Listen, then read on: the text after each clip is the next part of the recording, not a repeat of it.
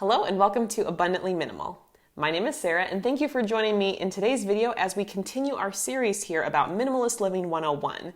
The most recent video in the series was Think Like a Minimalist, and today we're going to look at specific actions that minimalists often take as part of their daily lives for Act Like a Minimalist. And I'll be sharing 6 specific things that you may be able to apply in your life, whether you are a minimalist or not. And I think this is an important topic for us because often people think of a minimalist lifestyle as an outcome. You declutter your home and then you're a minimalist. But quite frankly, while there's certainly an outcome of a simpler, cleaner home, you also change up a lot of the actions that you take. So I'm hopeful that you'll find any of these 6 actions helpful. Let's jump in. The first action minimalists take is to prioritize. Now, there's a lot of different things that we can prioritize. One very important thing that can be done right away is to schedule out your day based upon your priorities. If you find yourself setting a to-do list or trying to organize your schedule, many times we focus on external factors rather than our own priorities.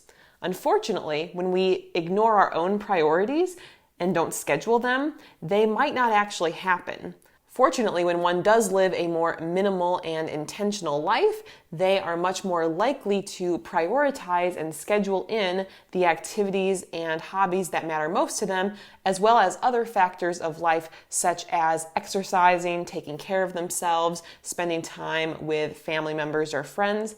All of those kind of activities that, unfortunately, if we prioritize work or school tasks, those can kind of get pushed to the side. From a decluttering perspective, minimalists are more likely to prioritize the items that they use most regularly or that provide them the most value, and in doing so, they're going to be more able to declutter those that are less valuable to them. And these priorities make it easier for minimalists to continue to let go of the items that don't add value as they go forward. Tidying is another action that minimalists often take. I know on YouTube there are a selection of videos where it's a clean with me whole house edition and the house is a disaster. And well, I think that can be very common, especially if someone's not living as intentional as they'd like.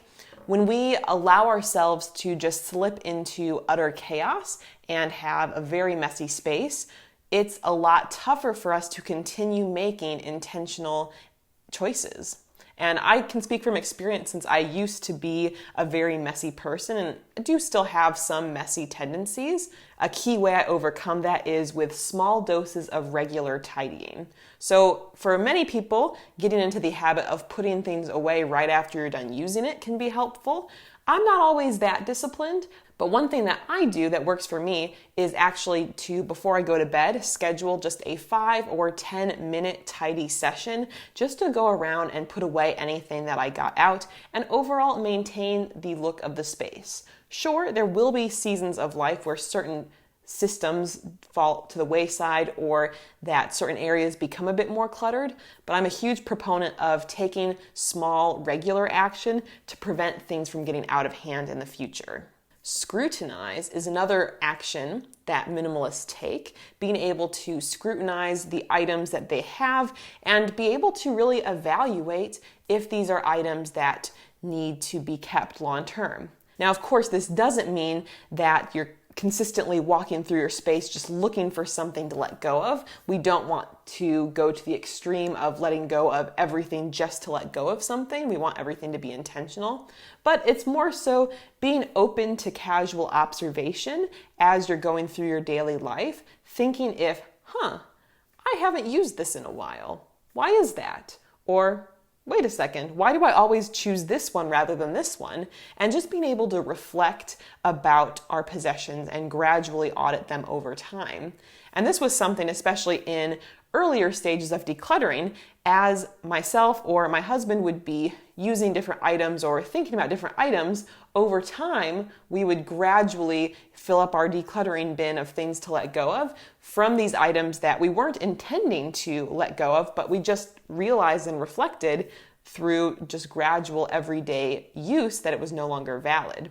So again, being open-minded about your items and not overlooking the opportunity on the daily basis to just kind of see, does this still add value to me? Do I still need to keep this? And this can be a really sustainable way to declutter rather than saying, okay, I have to set aside this amount of time to go through stuff. It just kind of happens in an ongoing way, which is really nice as we continue to learn and grow and audit our spaces. Next up, minimalists are more likely to care for and repair their items when needed.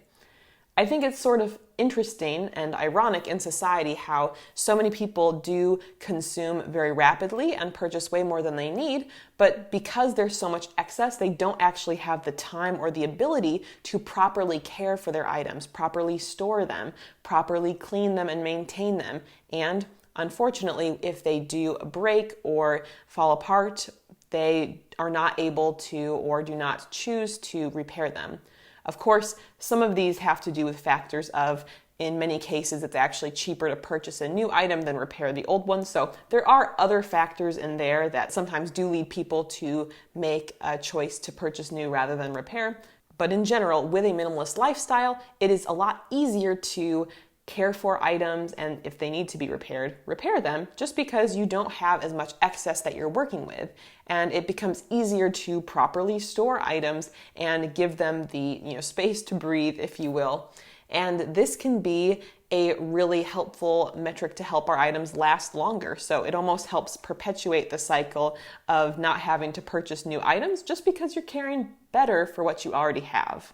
I think this also has to do with the fact that in life we might feel like we're pulled in so many different directions, but when we have fewer different items, there's fewer distractions and you can give more focus to each thing and not have as many items in your mental to-do list, which can also give us more extra bandwidth, if you will, to be able to properly care for these items. Another action that minimalists often take is to share when possible rather than own. Now, there's a lot of different forms for this, and I do know that right now, with COVID times, this is not as ideal as it would normally be, but in general, there are many different items or services that can promote sharing rather than needing each person to have their own version of it. And there's a couple different ways that this can happen. At the small scale, you can share with others in your household. For instance, it can be a lot easier if multiple people in your household use the same sort of products, whether it's the same sort of toothpaste, the same shampoo, the same everyday household items. Because then not only are you just needing to keep one item on hand instead of several, but you can also more likely justify purchasing items in bulk, which can save money in packaging and also just make things more convenient because you just have the one product. There's also situations where we can purchase one item that can be used by multiple family members. An example in my life is that I got a pair of blue light glasses back in May or June, and I find them really helpful. Personally, I just wear them once it hits 11 p.m. and then I work usually till 2 in the morning. It's my peak work hours. I know it's a little strange, but for me, it's been such a positive impact for sleep and eye strain at that time. And I'm just using it then. I don't use them during the day. But my husband has been working on his master's degree, finishing that up, and teaching remotely on the computer a lot. So he's been using them during the day. Sure, we could have both bought 2 separate pairs of blue light glasses, but since we don't need to use them at the same time, it's worked perfectly fine to share them. With media today, it's much more common for people to share different types of media in the form of streaming services, whether that's with music, movies, TV, etc., rather than needing to own the physical DVD or CD, whatever it is. Obviously, this is a technological thing, but it can help us shift our perspective of, if I'm going to be using this service to stream whatever this is, do I really need to still hold on to that physical DVD or CD or whatever it is?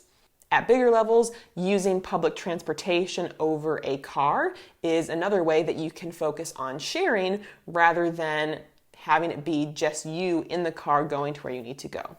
Again, it's going to all vary on people's lifestyle choices, where people live, what sorts of things they want to bring into their lives, but I encourage you to think about before bringing in a new purchase, thinking if it is something that could be shared either within your household or within other people that you are close with or something else at large.